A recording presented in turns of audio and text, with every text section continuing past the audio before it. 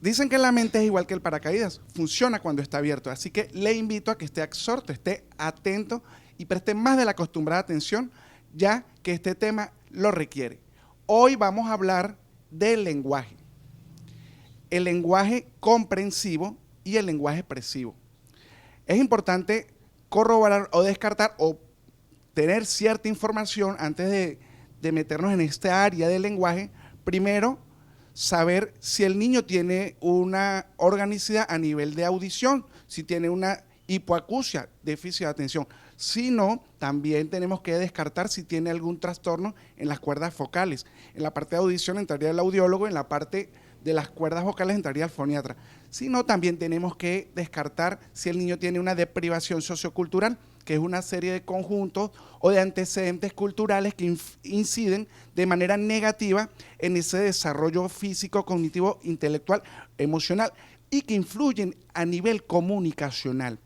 En esta parte del lenguaje comprensivo, el niño debe saber percibir y obedecer órdenes, haz esto, realiza aquello, haz lo otro, pero también es importante esa simbología que está en la sociedad.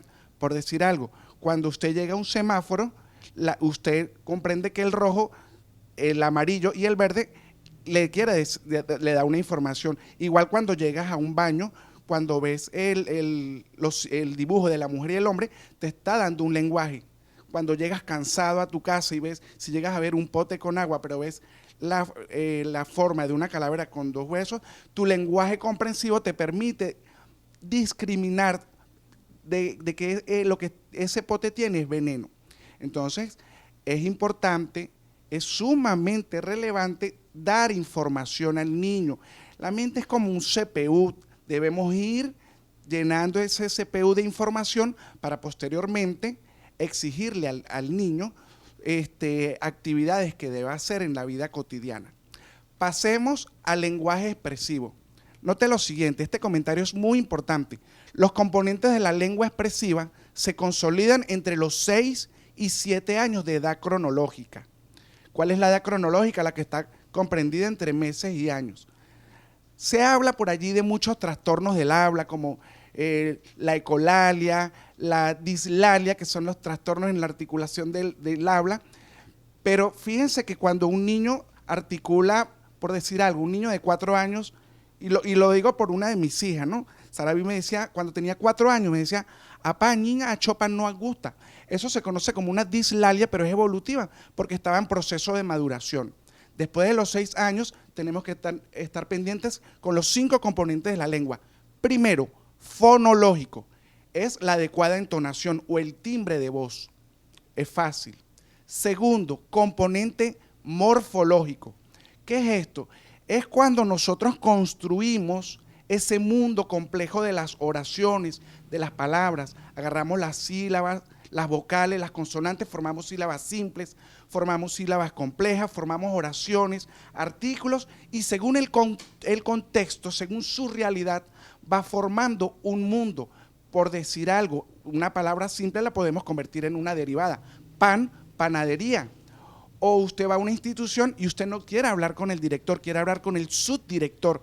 Esos sufijos y prefijos que hacen que el contexto tú los apliques. O por ejemplo, agarramos palabras y construimos palabras compuestas, rompecabezas o sacapunta. Ese es el componente morfológico. Es fácil y sencillo. Pasemos al componente sintáctico. Es una adecuada estructuración gramatical. Por decir algo, vamos a poner un ejemplo. Una oración con coherencia es la siguiente: Maggie Moreno es mi amiga. Y algo incoherente es amiga mía, Moreno Maggie es. Entonces allí vemos que no hay coherencia. Lo lamentable es que en muchos casos los componentes de manera no operativa se fusionan. Entonces, si vemos que en la parte de morfología hay ciertas omisiones, el niño omite las sílabas o las sustituye, cambia una por otra o hace agregados, adiciones, y aparte tiene una coherencia distorsionada es cuando los especialistas, los psicólogos, los psicopedagogos escribimos, bueno, tiene una dificultad en los componentes morfosintácticos. Es fácil, sencillo. Pasemos al componente semántico. Es la interpretación de los enunciados. ¿Qué es esto? Un micrófono. ¿Qué es esto? Una camisa. Tenemos que también percibir y discriminar qué significan las palabras que se escriben iguales, pero según el contexto lo hace diferente. Por ejemplo, mi papá, o por decir algo, el papa, el líder de la Iglesia Católica, o vamos a la verdurería a comprar 1 kilo de papa. Entonces el niño tiene que saber cuál es la diferencia y qué significan cada una de ellas. Una parte también de la semántica, y quiero hacer un break, un comentario adicional entre paréntesis. Por cierto, el niño autista aquí tiene cierto bloqueo comunicacional en esta parte que voy a decir. En esta semántica figurada tiene que ver también mucho con la parte de la cultura. Por decir algo, si yo me encuentro a Pedrito Pérez y yo le digo, ay, mira, me encontré a Alexander, ese hombre parece un palillo eléctrico. Eso quiere decir de que la persona está delgada. O según el sitio geográfico, cuando está haciendo mucho frío, en muchas regiones dice, está haciendo pacheco. O cuando está haciendo un sol abrasador, decimos el catire está fuerte. Entonces, esa semántica, ese lenguaje figurado simboliza una información. Pasemos al último componente, que es el pragmático. El pragmático quiere decir una adecuada competencia lingüística, donde están las normas del buen oyente, del buen hablante, del emisor, donde hay un lenguaje no verbal adecuado, donde a mí me preguntan, hola Natán, ¿cómo estás? Y yo pueda responder de manera lógica y coherente mirando a la persona a su rostro y que mi respuesta esté acorde con la pregunta que me hizo la persona que está conversando conmigo. Esto ha sido todo por hoy. Para la siguiente semana, si Dios lo permite, vamos a ver cómo hacer esos abordajes de la dislalia. Les tengo un secreto, cómo trabajar con la disfemia o la tartamudez. Y ojo, hay niños que no pueden articular el fonema R. Eso se llama rotacismo.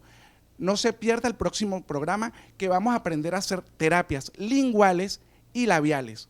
Muchísimas gracias por su atención. En nombre de Maggi Moreno y este servidor, agradecidos por la confianza y la oportunidad que nos brinda todas las semanas de permitirnos entrar a su casa.